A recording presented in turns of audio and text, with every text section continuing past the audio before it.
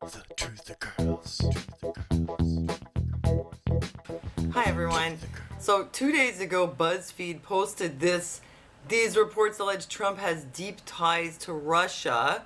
They posted a 35-page report which alleges that Trump is under the control of the Russians, and oh horrors, he's into golden showers, and that they're using this to blackmail him.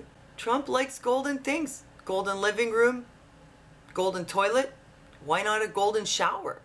You idiot, don't you know what a golden shower is? I'll give you a hint. It's got nothing to do with interior decorating. Now, BuzzFeed did mention that this report was unproven, unverified, and contains several glaring errors. Now, this unconfirmed, unverified, full of glaring errors report was repeated in the mainstream media, seeming to be an authentic story. The Wall Street Journal said Christopher Steele, ex-British intelligence officer, said to have prepared dossier on Trump. Well, he's an ex-intelligence officer, so surely it must be true. So apparently this was a guy called Chris Steele, and Zero Hedge reported on this. They also pointed out that the Wall Street Journal had mentioned that the author of the report had a good reputation in the intelligence world and was stationed in Russia for years. Trump's lawyer, Michael Cohen, right away said this is all completely false. You know, there's a lot of people out there who just read headlines. They're going to get this in their Facebook feed. They read the headline, share, share, share. I told you Trump was no good. See, look what he's doing. You know, that's how rumors get started and keep going. They may never find out the truth, and they may never care. Yesterday, Zero Hedge reports 4chan claims to have fabricated anti-Trump report as a hoax. So there's a picture here from a 4chan which says, let's recap what happened. Mailed fan fiction to anti-Trump pundit Rick Wilson about Trump making people pee on a bed Obama slept in. He thought it was real and gave it to the CIA. The CIA of the United States of America put this in their official classified intelligence report on Russian involvement in the election. Donald Trump and Obama have both read this fan fiction. The CIA has concluded that the Russians plan to blackmail Trump with this story we made up. Let that just sink in. In other words, an absolute complete hoax, which is what Donald Trump's lawyer, Michael Cohen, is saying and has been saying all along. Now, it could go further than that. Is BuzzFeed next up for a defamation lawsuit? The transparency point BuzzFeed head Ben Smith claimed is basically the same rationale Rolling Stone's Will Dana used to justify publishing the fake story that ended in a major court loss. BuzzFeed is in peril. Yesterday, the site published unverified claims that President-elect Donald Trump's lawyer Michael Cohen met with Russian operatives in Prague in August 2016. Given the current news environment concerning Russian hacking of DNC emails, this is explosive news.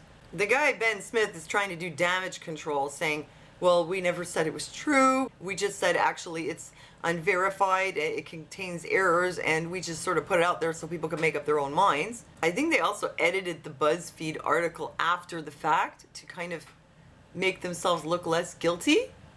Now, Michael Cohen, as it says here, claims BuzzFeed story is completely false. He says he has never been to Prague or Russia. And on the day in question, he was at the University of Southern California with his son. A staff writer at The Atlantic, Rosie Gray, called him and asked if Cohen can verify any of this. Then BuzzFeed and Smith will have a problem.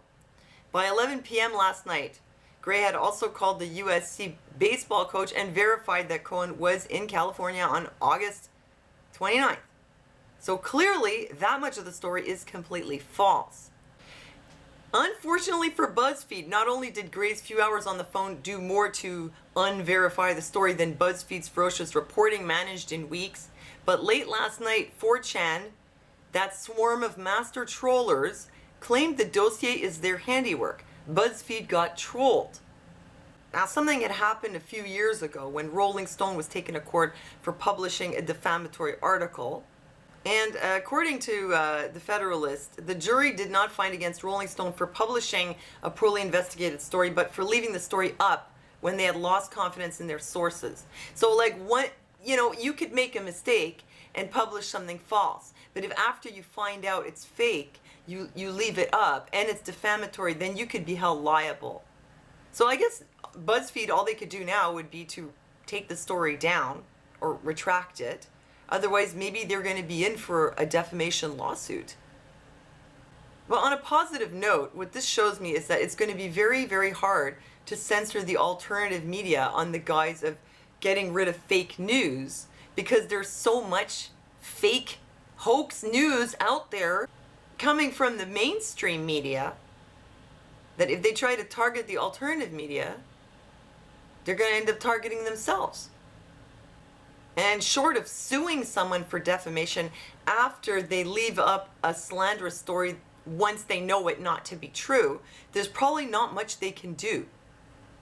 So what this tells me is that they're not going to be taking down any alternative news sites anytime soon. How can they? I mean, look at that. All this talk about the alternative media being the source of fake news, and in the end, it ends up being Buzzfeed, like a quasi-mainstream site, that could be the first to actually get sued over publishing a fake story. I know a lot of people are blaming the liberals for this particular hoax.